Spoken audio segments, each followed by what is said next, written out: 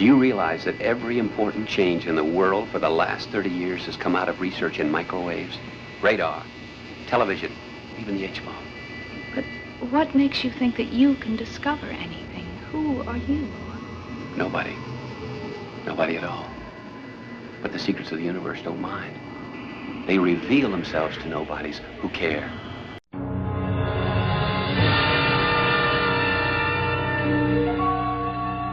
There is nothing wrong with your podcatcher. Do not attempt to pause it. Welcome to a private recording about 3 separate anthology series, each a masterpiece in its own way. This is the dimension of gushing. It is an area we call the Sci-Fright Zone.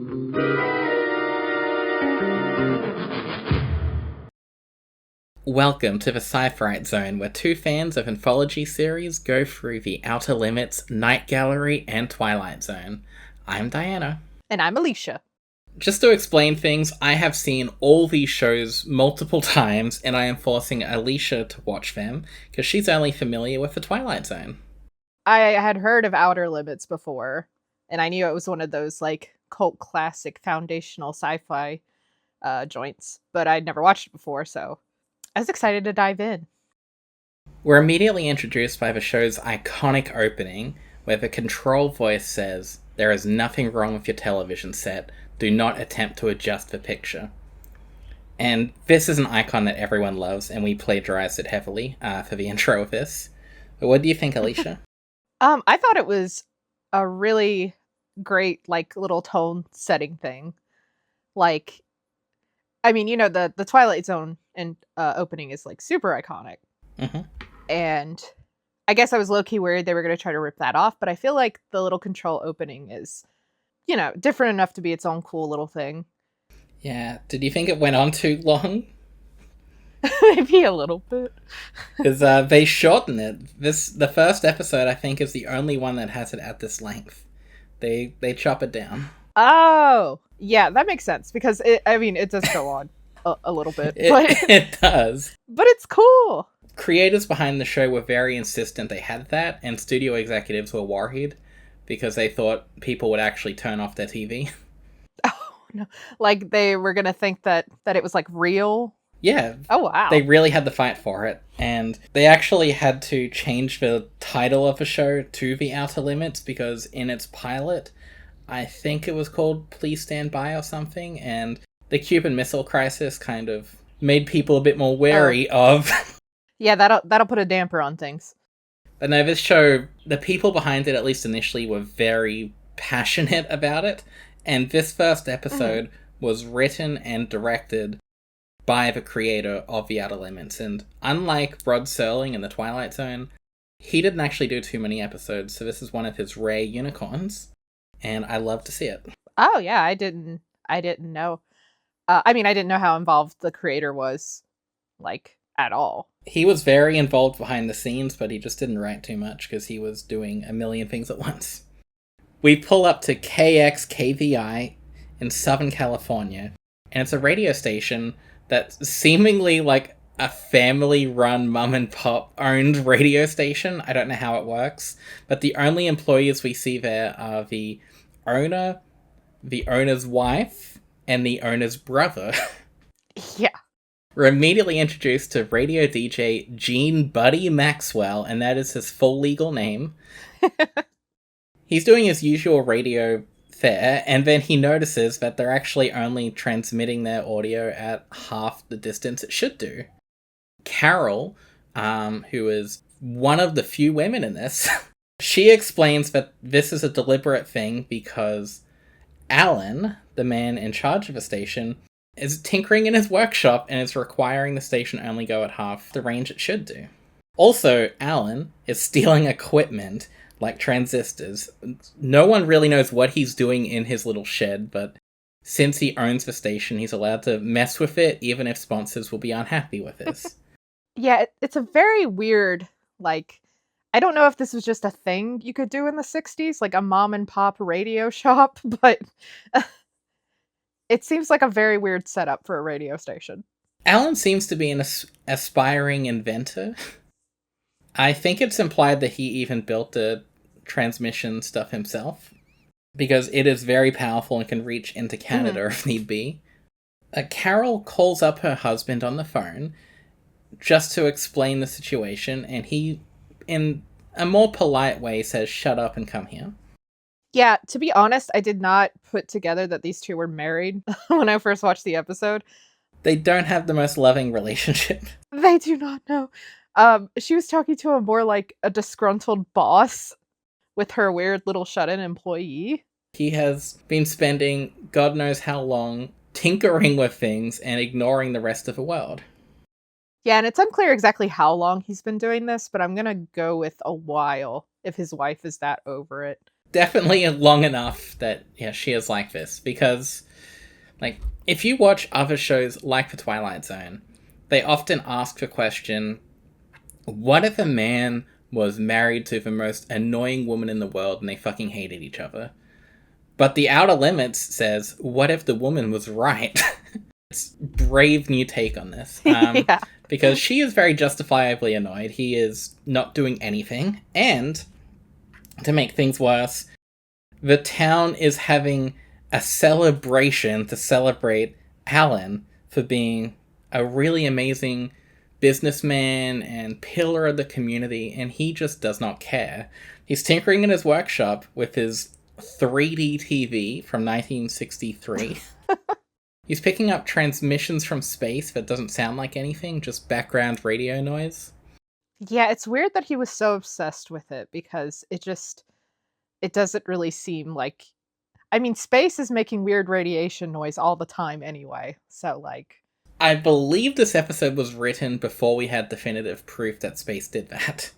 So it's a little more interesting. This is the perils of watching something, decades after it was made. That'll do it, yeah.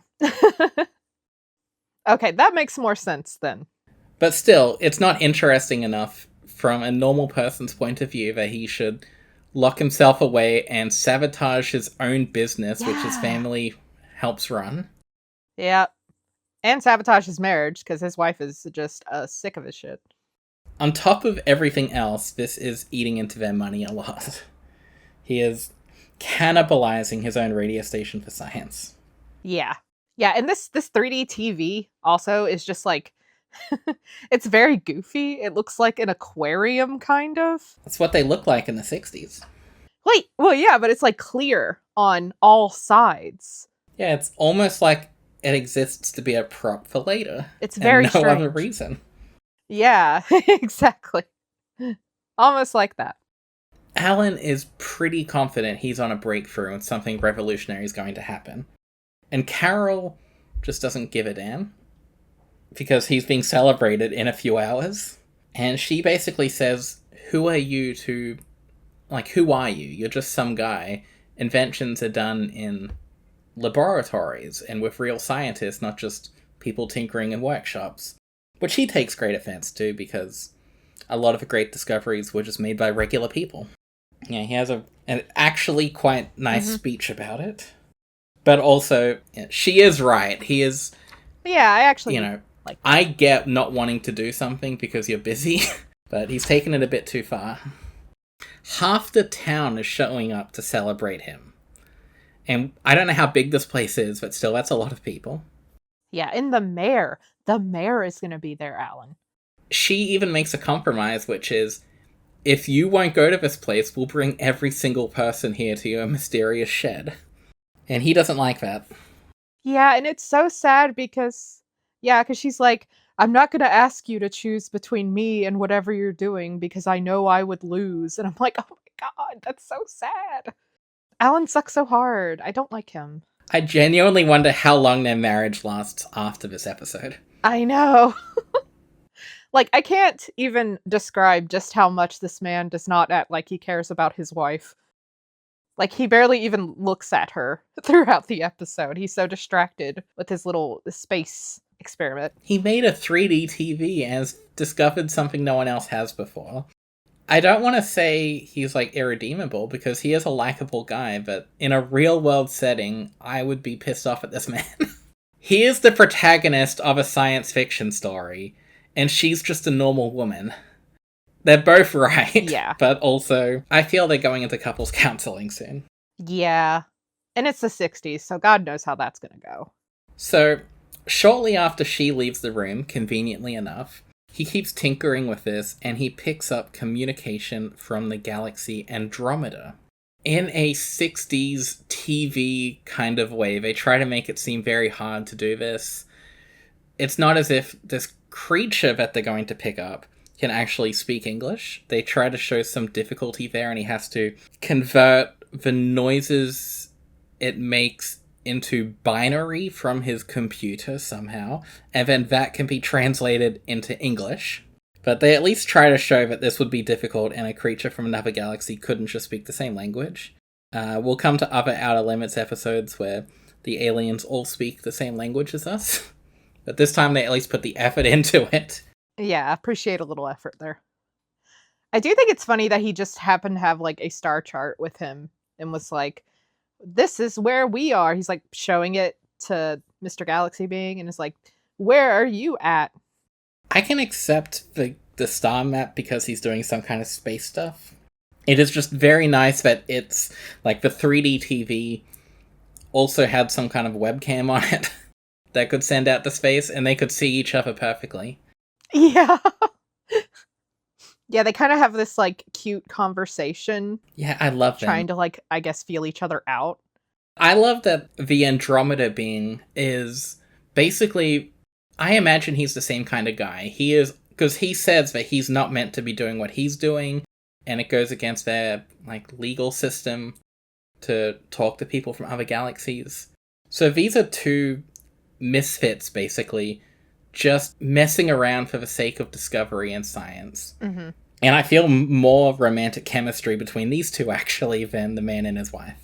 I know. I seriously did, too. I'm like, dude, why don't you just marry the Galaxy Being? Like, we might see later that they might not be good in the same galaxy together. I think this being might be a little radioactive. This alien is fascinated by human physiology. Things like mouth and nose and our idea of senses are all foreign to him. And I really love, they genuinely try to portray this alien as otherworldly. It's nothing like us, except it's a man in a suit. But other than that, it doesn't have a mouth. It's not carbon-based. Yeah, I think he said they're like phosphor-based? Something like that. Is that what he said? Nitrogen-based. Nitrogen, okay, yeah. And the creator of a show is a huge science nerd, so he just put in everything he could to make this seem like he basically put in all the science knowledge he had to make it seem like that. They talk about how on this being's planet or galaxy, they don't have a concept of death. That's all electromagnetic, and these forces continue forever. I think, like, my favorite part of their exchange was, like, Alan was like, do you have a god? And the being's like, what even is that? I don't know what that is. And he's like, a higher being. And then the Galaxy Being's like, oh, infinity. We are infinity. God is infinity. And it was just like, it was like very dramatic, but in that like really fun way. It is, and I genuinely wonder how this went down with like families watching this in the 60s. Just basically saying, yeah, because God isn't real as far as this alien's concerned. I just don't know how that would have sat with audiences. Yeah, because it sounds like he's saying like him and his people are all energy and infinite, so they're kind of, it's like they're all God in a way, if I'm understanding Mr. Being correctly. And he also has no understanding of what wars are like, or death, or destruction. Basically really reinforcing that humans suck. And, you know, this was... the early 60s was full of that. Oh, yeah. But thankfully the world's all good now in 2025. Yeah, everything's good. There are no wars. Everyone's just nice to each other. We're all good. We've definitively proven that God doesn't exist and is actually electromagnetic waves.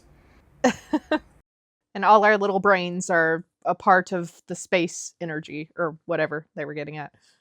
But the thing is, wars and death and destruction and all this other bad stuff is expressly why this galaxy being isn't allowed to talk with others, because basically humans are a bad influence on space, according to this. And we'll see some of that firsthand. Yeah. Yeah, the galaxy being and his people do not have a very high opinion of humans. Alan is incredibly excited by this, but of course his wife doesn't give a shit. She's saying you have to go to the party now, and begrudgingly he goes to the party. He does set it up so the transmission will continue the whole time, because he doesn't want to end call and lose this forever. And he'll only be gone, I think, an hour is what he says. Yeah, and the galaxy being is like, just don't increase the power. Yeah, it should be simple. They even get a replacement radio host to cover because Gene Buddy Maxwell is his brother and will be at the celebration as well. So they bring in some other guy, not from the station, because the station has 3 employees. Alan's explaining, don't touch anything. Just don't. And as soon as they leave, he starts touching things. Yeah. And he's acting like super shifty about it the entire time, but Alan just does not pick up on it. He's like, oh, how high can this baby go? How far can your signal reach if you crank it all the way up? Like the transmitter power or whatever. And Alan's just like, oh, Canada. Maybe even the whole world. And it's like, dude. Well, he does say after that, just don't touch it. But the guy doesn't care. He does not care, no. He, thinks that Alan, that they're trying to make him look bad by not transmitting as far as they're supposed to. Yeah, and it's basically being a weird. cheapskate by doing as little as possible. Yeah. He doesn't know that there is a phone call with a being from another galaxy just in the next room. No, he does not. During the celebration, where it looks like a couple dozen people are there, so it's a small town by the sounds of things, Alan is spending the whole time just basically telling his wife, can I leave now? Can I leave now? Can I leave now? And she's not having any of it, but he's saying, I've already been celebrated. No one really cares if I leave my own party. Yeah, and then right when he says that, a couple comes up and congratulates him. Now his wife is just like, if you leave, I'll leave, as in our marriage. And yeah, he's just continuing the same pattern. He did pick the worst time in the world to discover an alien. He really did, yeah. If this happened any other day, there'd be no story. But if you look really closely at the little plaque that he's holding, it doesn't say Alan Maxwell on it. Oh, really? It actually says Gene Buddy Maxwell, because originally Gene Buddy Maxwell was going to be the main character, which would have meant it's a radio station with 2 employees. Oh my god. Basically, and this is a tidbit I just got because I've watched multiple audio commentaries about this episode.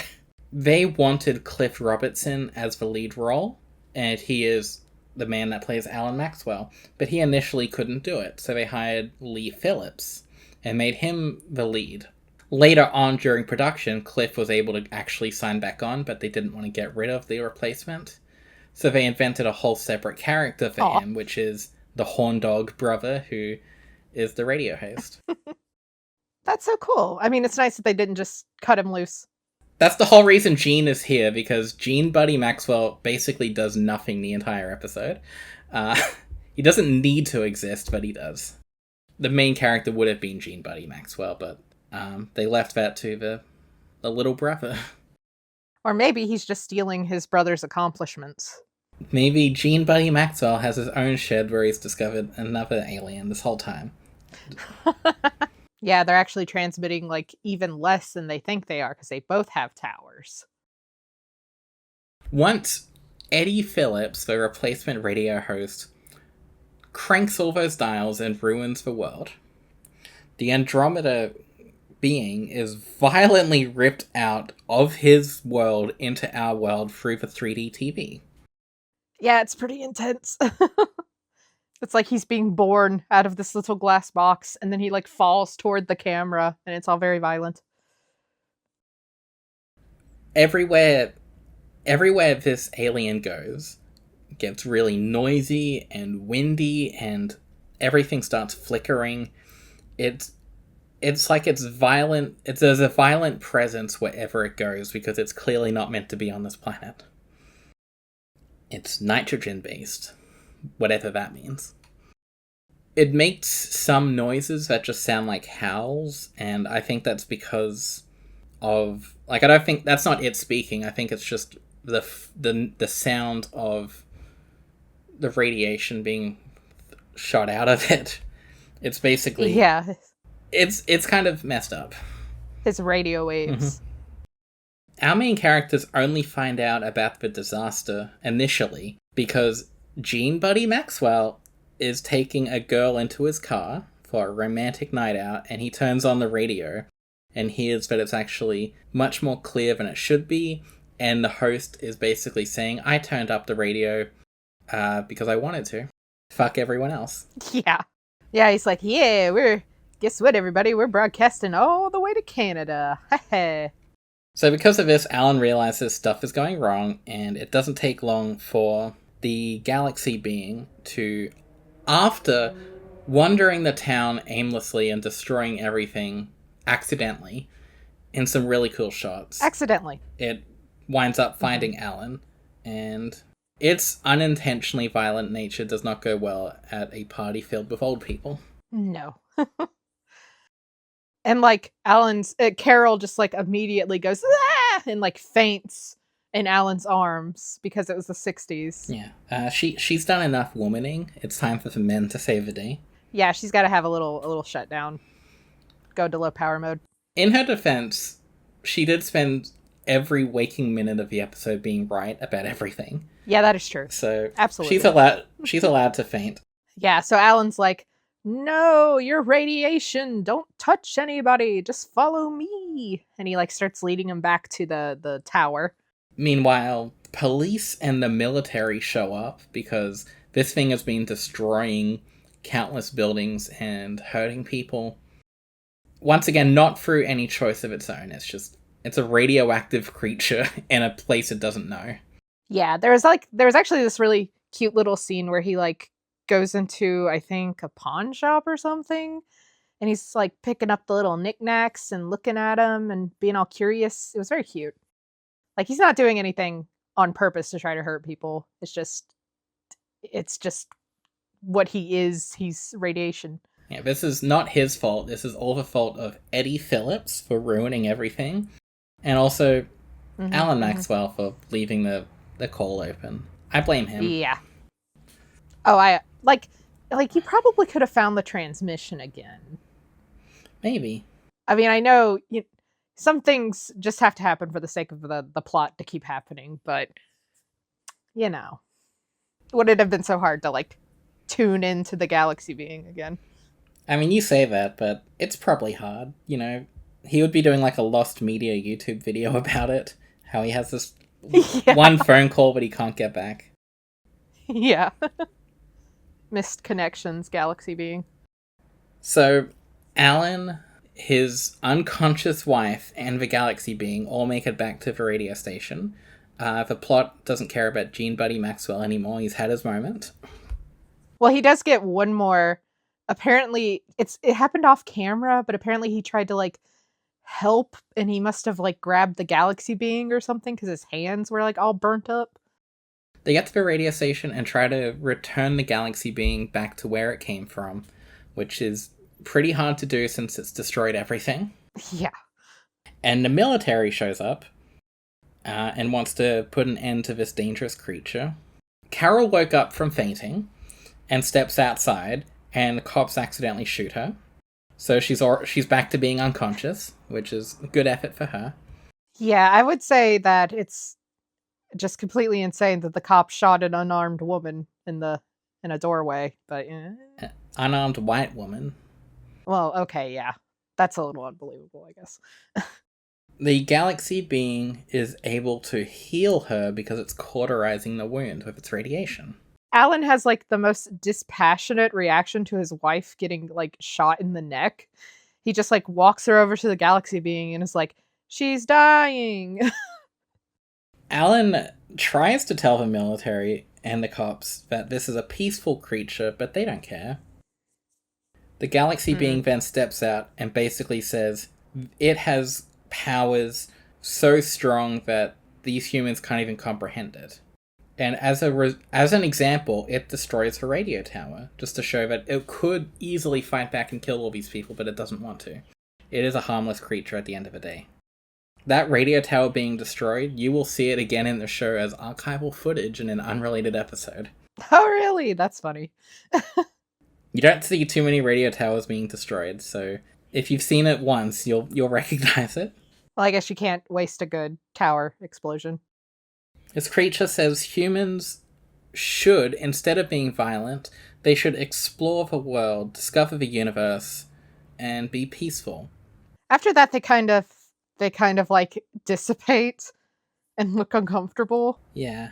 Because like the galaxy being's like, go home and think about the things that I've said. So they, I guess they kind of got the message. Nobody else got shot, but... Unfortunately, the galaxy being is itself being destroyed by its own kind, because it has broken its galaxy's rules, saying not to interfere or contact other people like this. And this is a creature that doesn't have a concept of death, and it is experiencing its closest analog. It doesn't know what's going to happen to it. They are reducing its microwave intensity and mass, basically down to nothingness. It's not death, it's just an unknown state of being. So that's fun. Yeah, cheery. Existential. But everyone else gets to be happy. All the humans are fine. Well, except for those guys in the car who the galaxy being accidentally blew up. Didn't mean to, and they might have been racist, so it's fine. They could have been racist. Alan and Carol will probably have a happy life for decades to come in their loveless marriage. I'm sure. But that's the story of the first episode. So, overall, what do you think, Alisha? I liked it. I mean, I think it was a really good, solid, straightforward sci-fi story. I think it was a little slow at points. Yeah, I think I feel like it started strong. Yeah. I think once the party happened, the party he was avoiding, I didn't have as much interest. Yeah. Yeah, the party kind of ground things to a halt because, like, you kind of just keep switching between the galaxy being walking around and accidentally destroying stuff, and Alan trying to make phone calls back to the station to get them to turn the power down. It's just kind of awkward pacing, I guess. Yeah, I would have gladly been happy with just 40 minutes of him talking to the alien about death and God. But unfortunately, we had to have action. Yeah. Oh my God. Like, I'm down to have some existential conversations about the nature of the universe, but yeah, gotta blow up a car. But overall, yeah, I really liked it. Like, I thought the galaxy being was super cute. I thought the conversation between Alan and the being was really fun. Like, it was a good time. It just wasn't like... It's not peak. I just have a feeling there's going to be better episodes. There definitely will be better episodes. That said, I'm trying to rank every episode on like a to, I guess maybe F or A to D. I don't know how mean I am. I don't think there's any truly bad episodes. So I'm going to say yeah. A to D until I'm shown a horrible mess. Yeah. And I will be ranking this a B. I think it's pretty good, just not one of the best. What would you say? Yeah, I'd probably give it a B too. It's like it's a really solid sci-fi story, but yeah, just some it dragged at some points. I do just want to bring up some kind of other tidbits with this. You might have noticed the style of the show is very striking. I think visually, The Outer Limits at its peak, it kind of went for a high contrast style. It was inspired by German Expressionism, and you can see some of it here, but you'll see some more way later on in the show. The cinematography for The Outer Limits was very important. It was primarily done by like one person per episode, and because of the show's short length, it only had 3 of them in total. The cinematography for this episode was done by Jack Nicholas, but I'm only bringing it up because we will later talk about Conrad Hall and his episodes, and he is the man that people basically associate with the visual identity of this show, and you'll see it when you'll recognize it when you see it. But this man is no slouch either. The galaxy being, I think, looks beautiful. He just gets overshadowed by the other person. And then there's a third guy called Kenneth Peach that no one really talks about. I think his work is fine. There's one main titan of cinematography, then there's this other guy, and then there's one at the bottom, which is unfortunate. Yeah. Because, I mean, I'm sure they all gave it their all. They're all great. The music for the show, I think, is really, really good. You may have noticed it. It was done by Dominic Frontieri. He did most of the first season's music, and it's all beautiful. In the second season, they got a different composer, so a lot of people don't like the second season because it feels different, and the music is one of the main contributing factors. Gotcha. Yeah, I liked the music a lot. A lot of it was very, built the tension.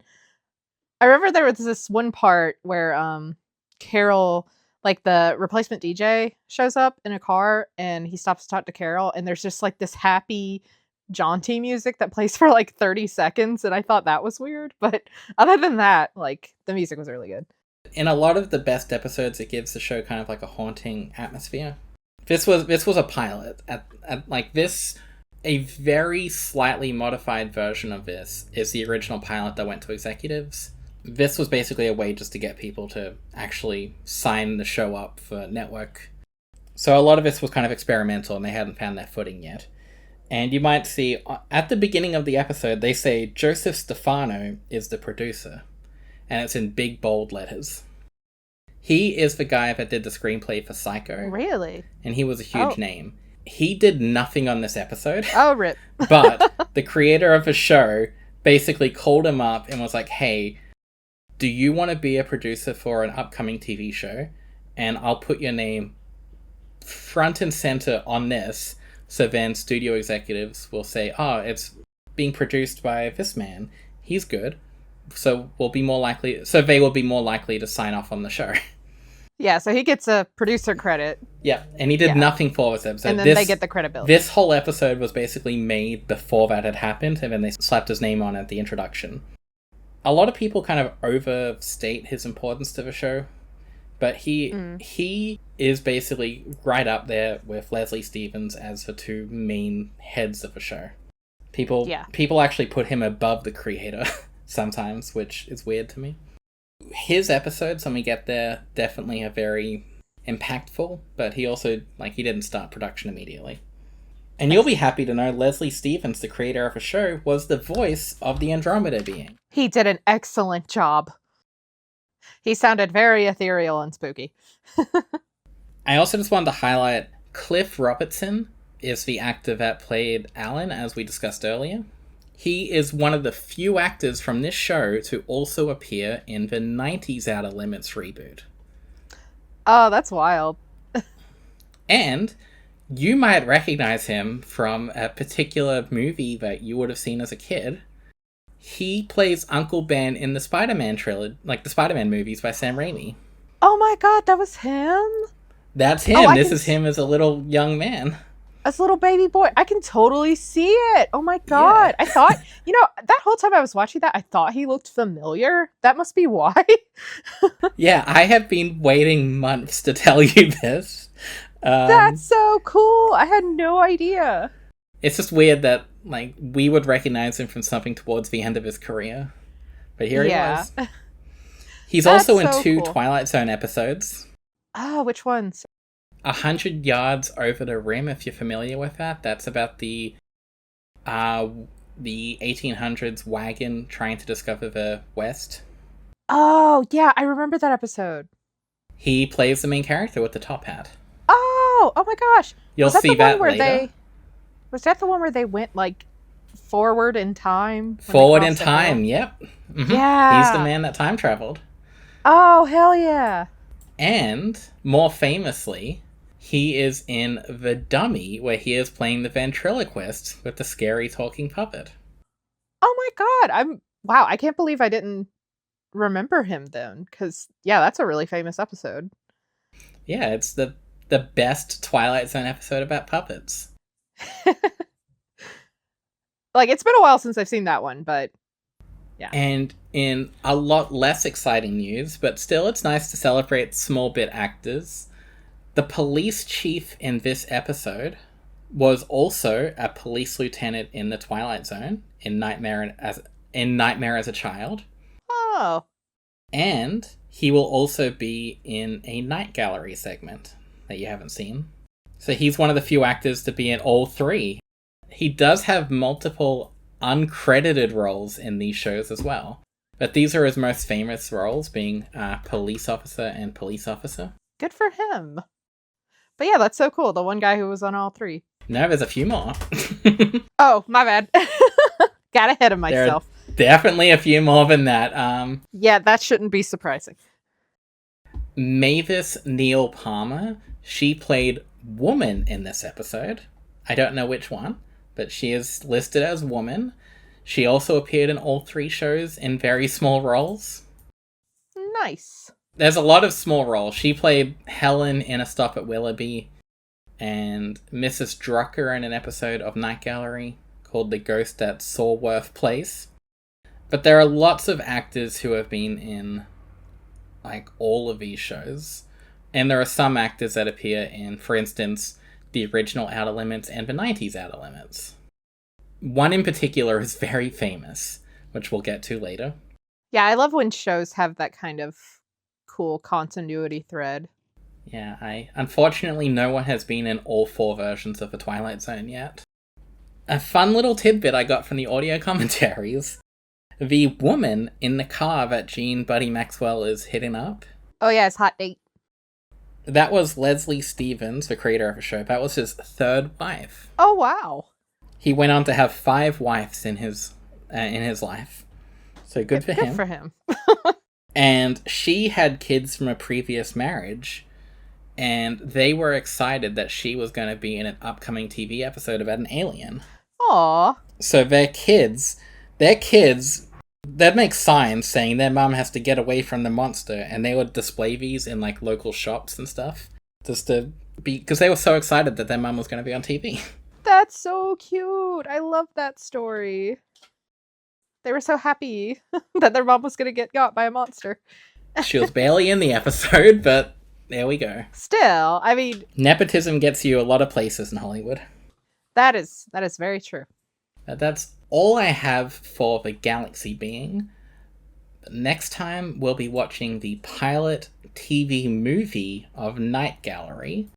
And since you've never seen it, Alisha, I want you to tell me what you think happens based on the 3 segments. It'll be called The Cemetery, Okay. Eyes, Right. and Escape Route. Huh. So what are these 3 stories about? Wow, that's all very vague. Okay, The Cemetery. I'm gonna vote. Some dude's gonna go to a cemetery, and there's gonna be like some ooky spooky ghosts. Or that's like a cemetery could be anything. Like anything could happen in a cemetery. Or is it gonna be like, I don't know, could it be like that one Edgar Allan Poe story where that guy's super scared of being buried alive?